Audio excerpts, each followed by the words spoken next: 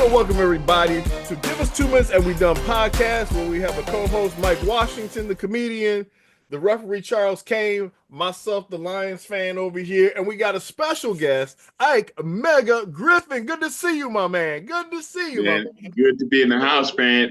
Good to join this motley crew.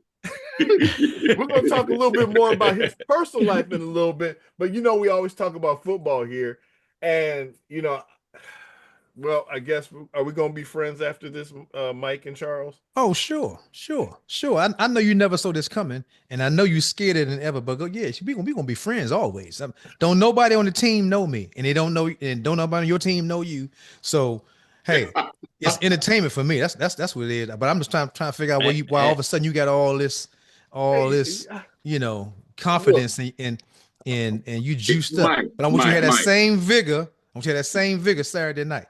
Yes, Mike, let me jump in. Yes, sir. Right before you came on, you won't believe this. The so-called biggest Lion fan who don't have a ticket to the game. Yeah. Let alone two. Yeah. Oh, biggest fan now, but don't have a ticket. We were talking, and I brought up, hey man, y'all might have to worry a little bit about that guy Jaden Daniel. Y'all ain't seen nobody like that. I do right there. And hey, you ain't seen nobody like this Jaden Daniel. That's and right. I watched him a little bit down in Arizona State. Okay, light years different. But absolutely. Now Detroit, who is depleted on defense, now has to worry about 11 on 11. And I tell you what, if they want to sit back there and play man all day, Jaden Daniels going to have a field day juking up out of there.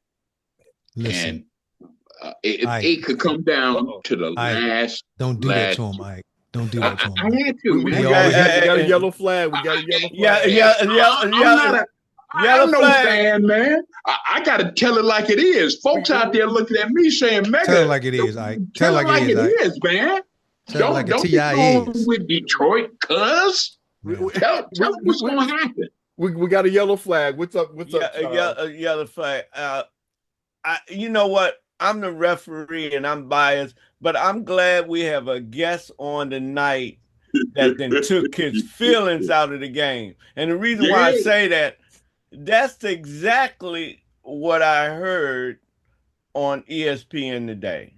That I did not hear that. I know. I did not. I know. No, that's what I'm saying. That's confirmation. They say Detroit has never played and they haven't even practiced because they don't have quarterbacks in that division that they have to play against that are runners. And they're in trouble. They said the same thing that you said. They said they got to play. They're in trouble. They have to play man-to-man. My man that used to play for Washington, the safety, that's what he was talking about. He was saying they got to play man-to-man, and they have never seen anything like Jaden Daniel. And the caveat they said is, this guy has something. He's not like a normal rookie, and he has already proved that. So anyway, back to you, Mike and Todd. Mike, what were you going to say, Mike? I was going to say that that Ike is absolutely right. Charles is absolutely right. I wanted that to be a secret because for the last couple of weeks, their defense has been depleted. First of all, the Eagles are ranked number 1, as we all know, as far as defense. We beat them. The Commanders, believe it or not, ranked number 13. The Buccaneers ranked number 18 in defense. You know who number 20 is? Number 2. Yep. Think about it. Who else is on the list? Who we talking about? Go check it out. They ranked number 20 on the list. Let me tell you something. Where the Washington Commanders rank? I just told you we ranked number 13. Oh, okay. Ranked number 13. Well, just so both of y'all know, neither one of y'all going to the Super Bowl because your defense ranked too low. You got to be a top 10, top 5 defense to get to the big dance. Well, hey, brother Ike, once we beat the Detroit Lions, then we're going to beat the Eagles again. We ain't worried about that. So it's going to be a Beltway Super Bowl. Remember, I told you that. It's going to be a Beltway Super Bowl.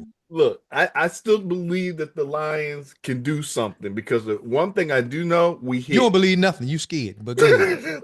That's true. That's true. But You I'm don't saying have a ticket. we hit. You The don't have no Lions ticket. hit. And if James Daniels gets outside that pocket and we hit him, we're not gonna go light like the Tampa Bay Buccaneers did. We're gonna hit him. He's gonna get hit. You can't listen to me. If we can catch him. He's so agile. All you can do is brush up against him. Yesterday, that dude should have been fined and halfway. He should have got his warning to say, "Hey, look, one more of them and you gone." That was a legal hit. That wasn't no Your legal man hit, was man. bleeding. Listen. In fact, he pulled up before he hit him. Wasn't no legal hit. He ain't pull up nothing. He hit him he was already out of bounds. Yeah. So first of all, and when a quarterback is heading out of bounds like he was, I ain't talking about running along the sideline. I'm talking about heading out of bounds. Mm-hmm. I'm surprised, but that's what FanDuel does because that's where the money come in. Ike. See, these referees are betting themselves. So my whole thing is, if that had been Tom Brady, they would threw flags out the stand. Tom Brady wouldn't even got to the sidelines. If that had been Tom Brady, did every official would have threw their flag out on that play. Hey, Charles would have been busy, huh? Even Charles would have threw his flag through the TV. I'm telling you right now. I was so angry about that, but it's all good though because know what he did? All he did was get his towel, wipe his face off, and put his bandage on, and then went to work. Hey, wait, Mike. Mm-hmm. Don't forget, they glued him back together. Oh, they glued him back together. Oh, they took that surgical. I saw something to that surgical glue and put him back together. You got on your face right there? You got some glue? Is that what you're doing? You and Jaden Daniels, man. You see what it is? You see that? I guess we're coming up to the time here. So time has wrapped. Let's move to the next. So Ike, thank you for coming on to the show. Can you tell our audience a little bit about you, sir? Yeah. As we were kind of chatting about earlier, you know, the journey began in Michigan State. From there, we had an opportunity to play a little pro ball in the NFL and Canada first, British Columbia. Came down, had a shot down there in San Francisco. They had just come off of winning the Super Bowl. Great players down there. Hey, had a few dinners. Next thing you know, hey, nice to meet you. Hope you have a great career. And at that time, you guys may be a little young, but they had this thing called the USFL. Remember it. Okay. And what people forget is probably about 85% of our talent was either first round, second round draft picks from college, or they were pros leaping because the money was so good over there. So there was money, there was playing time. It was a great league. It was springtime. That's what that was about. Okay. And after that was over, went up to Montreal. Once the career was over, came down to Detroit, did some radio for a while, long while, and jumped on the air with a station called WCHB. That's what gave me my humble beginnings in radio. Okay. From there, hey, we took off like a rocket ship. We started WDFN up there in Detroit. We covered Lion games, Michigan State games. I did all of those games. And I've been in the game so long, it's crazy. Started CBS Sportsline, national radio show when the internet was really starting to make that jump. Now, everybody all over, all kind of streaming. It's amazing what the trailblazing and what this game has done. Now, last few years, 2019, your man came down with a stroke. And I'm here to tell you, they thought I'd never walk, talk, eat, do anything. Well, you can see the difference now. God had a different plan. Okay. That's all that is. Absolutely. I couldn't even do this, let alone feed myself. Wow. That's how far this came. Buttoning a shirt, impossible. So there's a lot of things that went on through that time that tested my faith, that led me to stroke number 2. Oh. So when you talk about testing faith, not only from Michigan State through radio and everything else, now it's the ultimate test. And we have come back this far, 95%. They call me Mega the Miracle Man. When people say I'm not supposed to be here, devil had to hell in my life, that, you don't know, not exactly. I had a hit on my life 2 times. Wow. And I'm here. Yes, So sir. I'm getting back in the game, getting back in the flow. You gentlemen have brought me onto the show. Gracious. I'm just having fun. Can I ask you a question? How old are you? I'm 64. Okay, so because you thought we was real young, so I'm younger compared to you guys, Charles. We got a dude on He's the older show. than all of us. Yeah, he's your big brother. You my big brother by 2 years, but well, no, 1, because I'll be 63 in March, and then Charles will be Charles actually 10 years older than I am, so he'll be 73 in April or May, and so with that being said, you got a big brother on the show. I'm right in the mix then. Yes, you're right in the mix. That's Todd over there laying back in the cut. Yeah. He hadn't matured with his faith yet. That's all. Yeah. When the hairline's going back, the hairline's doing something a little different. I might have to go low. Father Time is undefeated. Straight up strong minister. I don't know who he preaching to with the face that he had. You gotta have that mustard seed faith. All right, come on now. Hey man, look, being a Lions fan, and Ike, you know this, the bottom always been dropping out. So Lions fans have always been, we're gonna see how this goes, but we're gonna enjoy the ride. We're gonna see how it goes. I'm gonna enjoy every ride because look, well, I guess we're coming up to the minute. We haven't done this a whole lot. No, we need to recap the other playoff game before we go into the 2. Okay. Give us 2 minutes. Yeah. Well, what do you guys think about this game? You think the Rams are going to get them? I'm feeling the Rams. They're right here at my home. I'm in Arizona, Phoenix. Right. They're playing right out there at Glendale. Everything looks like Los Angeles. Yeah. So the way they came out, if they can keep that going, I see them winning, man. Those 2 wide receivers, they get the job done. I don't see the Vikings offense doing much. That's my thing. That's why I'm picking the Rams. Not that I'm a Matthew Stafford fan per se. I like him. Used to play for us. I just think that they did enough offense to kind of that pressure on Donald. Well, you got to remember that the Minnesota Vikings average about 25 points a game. And the Rams got about 21, 22. Okay. So it just in numbers, analytics, the Rams should win. Yeah. If they play ball right, and they are. They playing good ball. What you think, Mike?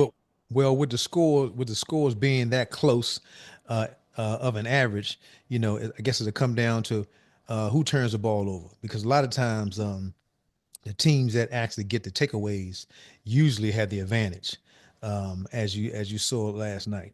But anyway, I'm thinking that motivation is a big thing with men, and because of those LA Fires, God bless all their souls. Because I'm telling you, man, I don't know how many of those guys on the team actually know anybody personally, or maybe had suffered any loss themselves, but just as a motivator, that might be the edge to push them over tonight. So it's going to be interesting. Good point. Well, I guess we're up to the 2 minute. Who we going to start with, Charles? Ref? Who's the coin flip?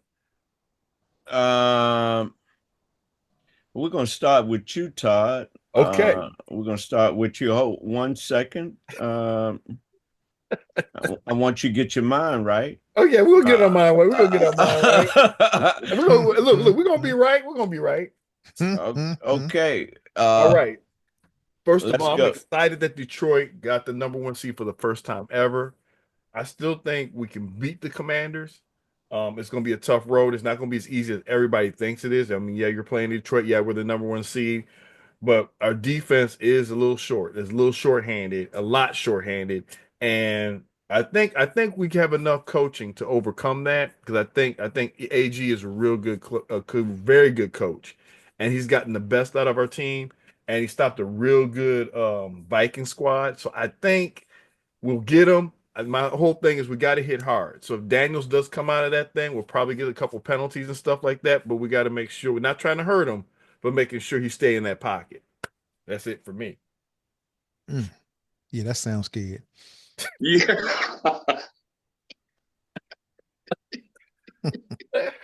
Well, Mike, you're up next. Trying to pump yourself up. 2 minutes. Todd, you trying to pump yourself up? So, yeah, tell him, Mike. Listen, man. You don't even understand. Now, first of all, I'm gonna start by telling you, I got a lot of Lion fan friends, and I got respect for the Lions. I like to see them play when we're not playing them. Yeah. I'm cheering for the Lions. If I'm watching them on Monday night or Sunday night, I'm a Lions fan. I want to see them win.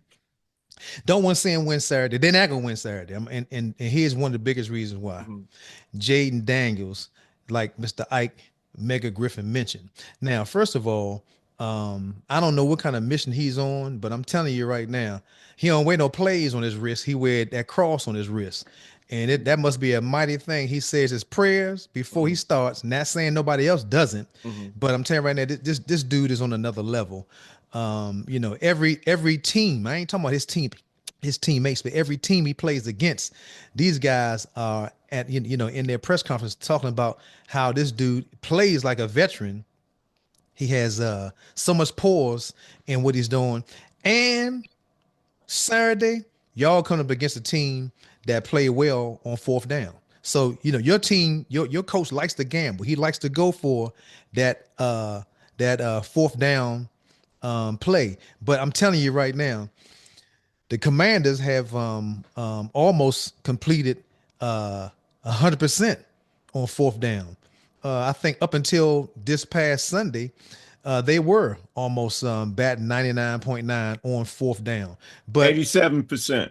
87%. And it looks like they are one of the best teams when the game was on the line with under a minute to go. So Saturday night is going to be interesting. I can't wait to see what happens. It's going to be a good game, and hopefully we come out on top. Boom. Hopefully not. I love the Commanders, but hopefully not, man, because we need to make it to a Super Bowl, and we'll beat the Eagles. We will beat the Eagles. Now the Ravens, I'm a little worried about. You got to win the next one first, man. You got to win the next one. You're right. And when you think about the Ravens, whew, well, I'm gonna say something about this year. The best teams are playing. If you take who's in the playoffs, who's still in the playoffs, and you take this NCAA playoffs, that 12-game schedule, tie these two together, this might be the best 2-3 months of football that we ever had. And we part of it. Because they said in 26, they go into 14. And 32, they go into 16. Or 32 or 35. 35, they're going to 16. So what I'm looking at is some of the best football by grown men and young men that anybody has seen being played right now. Absolutely. Well, and plus when you look at it at what Ohio State and what they're paying these days, it's just like they fielding a pro team. Yeah. Well, with that in mind there, and next week, guys, we're going to see what happens this week here. We'll see you next time. I'll give us 2 minutes and we done podcast. Thank you all. And Ike, thank you for coming on our show. We'll have to have you back, bro. Appreciate you. Much love.